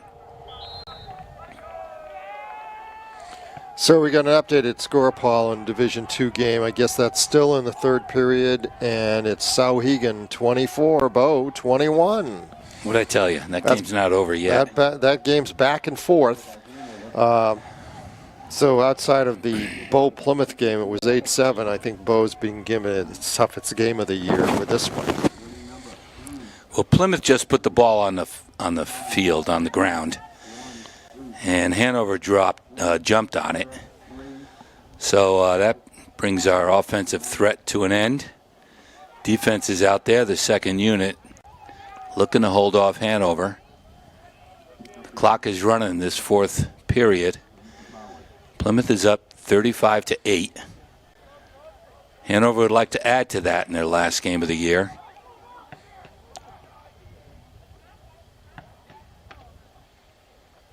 Looks like Another ball on the ground. Ball's on the ground too, so we'll see who picked up on that one. Did Plymouth get that? They have not made a signal yet. They're switching some guys in and out. I guess they did. They did. So one play and we got it back. Fumble to fumble. Wow. Plymouth offense takes over. I think they gained a few yards on that play. Yeah, they one play and they turned it over again. So too bad for Hanover. I mean, they were in decent field position and hoping maybe they could put in a second score here.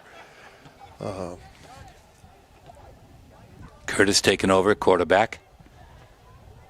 Quick pitch outside, looking to go wide. It's Joe Peters cutting it upfield. He's going to get some yards and fights for more. That's a good run by number 22. Was that Matt Cleary? We've got another updated score. Sauhegan 31, Bow 21. That was quick. So Sauhegan maybe on the verge of pulling a big upset, but there's still time left in that game. I think they're still in the third quarter, I believe. So Bow being pushed today. That was a good run by Matt Cleary. Gets it again. He's turned the corner, going up. He's going to get the first down. Another good run. Looks like the line is starting to do their job. Feeling a little better. Playing against that Hanover defense. And again, the clock is running as we're on running time at this point. Plymouth leading 35-8 and now moving the ball pretty well for the second unit. No wideouts, so we're running. Quick pop right there off to the right side. Not going too far.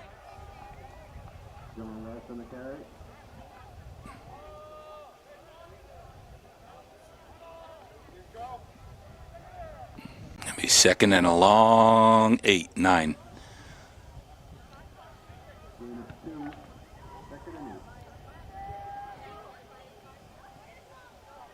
Curtis in with the play.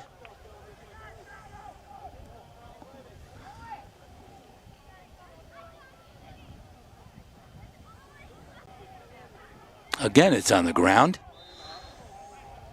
I think Plymouth may have recovered. A little sloppy out there. They're not in sync quite yet.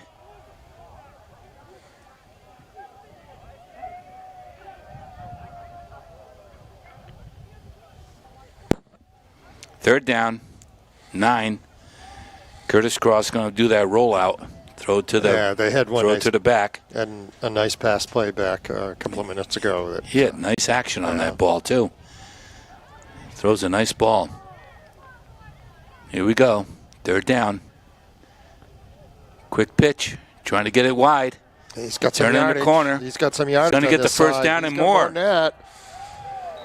Good, Wow. got a first down and then some. Nice run. Matt Cleary picking his way. Breaks a tackle and gets down the sideline to move the chains. Yeah, they got a nice little drive going here, Paul. We get it down. We're looking at the future out there right now. It's a whole second unit. And I got another updated score in this infamous Bo Sauhegan day. Bo answered with a 79-yard TD run and a 2-point conversion. It's now 31-29 Sauhegan with 1:54 left in the third period. Yeah, they'll put it away. Wow. Quick pitch over to number 24. Trying to get wide. Fighting his way. That's Anthony Ciotti. Picks up a couple yards. This unit's starting to feel a little better about things and moving the ball. They've looked good here in the last couple of minutes. Moving the ball, nice runs. Good to see. And they're running obviously they're running the clock anyway. Number 78, Cooper Como coming in. He's a freshman. Getting his opportunity. Bobcat Nation. He's got a lot of freshmen in there.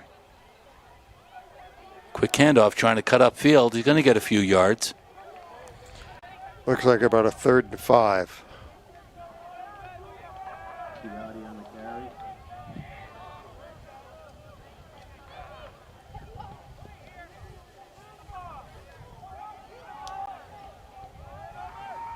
Number 10 is in. That's Parker Eastman. Another freshman. Plays quarterback. I guess he's going under center. Parker Eastman. Just a freshman, very successful JV season with this group. He's taken over. Quick pitch. Going to cut it upfield. That's Ciotti looking for a first down. And he's going to be a little bit short. It's all right. 4 down territory, Tim. Yeah, it's going to be about a 4th and 3. They're getting a lot of kids in, getting them all in. As the clock continues to run here, I'm guessing we're down around 9 minutes or so. They went from a sophomore quarterback, Curtis Cross, now to Parker Eastman, a freshman. So I just updated. We're down to about 3 minutes left in the game, and they're getting all these kids in. Another quick pitch over to Matt Cleary. He's got it. He's going to turn the corner. Oh, nice run down to the 15. Matt Cleary, he's a big boy. Another freshman. A good run, going to move the chains again. Future's looking pretty good, Tim. Yeah, this has been a nice drive, taking it right down the field. Running the clock right down is running anyway, but it's been the Bobcat offense with the ball for the last several minutes. And with first downs and decent running plays here, they've looked very good. Parker Eastman, freshman, still in there.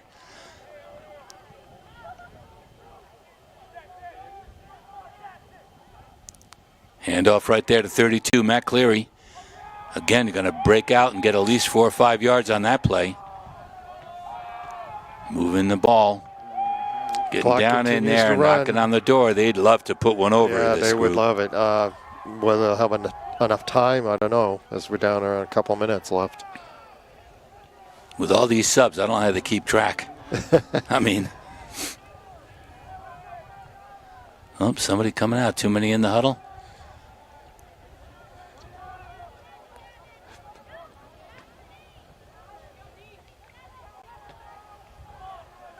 Second down, a long 6. Quick handoff right there off tackle. And get a couple more yards. So we're still in 4 down territory. 35-8 Plymouth, and they're knocking at the door here at the 12, 13-yard line. I think it's time Third down. Give Matt Cleary the ball again, number 32. Let him turn the corner. I think we're down under 2 minutes, if I'm reading the clock right. 1.5 minutes, and it's running.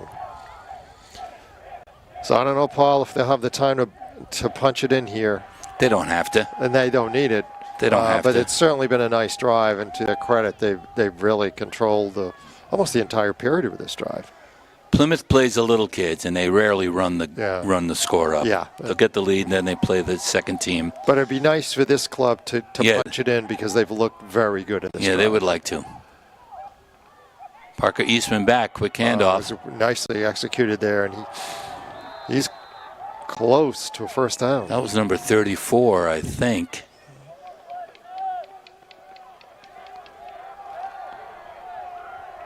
It's going to be a 4th down here. Matt Cleary's in. That's who I'm giving the ball to. And we're down to seconds, down under a minute.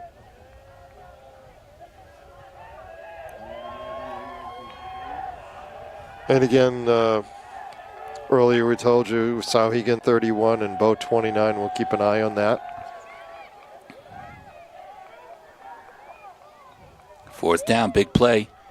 It's going to be around that corner, looking to get the first down. I don't think he's going to make it. I don't think he made it. He's a little bit short. But as I said, there's only seconds left here. We're down in probably under a half minute. That looks like the ball game. Yeah, I think we're it. That's it. Bobcats 35, Hanover 8. 7-2 season, Paul. Chris Sanborn said 7-2. He got his 7-2. Yeah, he needed that, and he's going to be waiting on for the news later as to who his first opponent's going to be. They're going to be on the road, and hopefully we'll see you then. Oh, heck. This is Paul Ferentz and Tim Tyler signing off.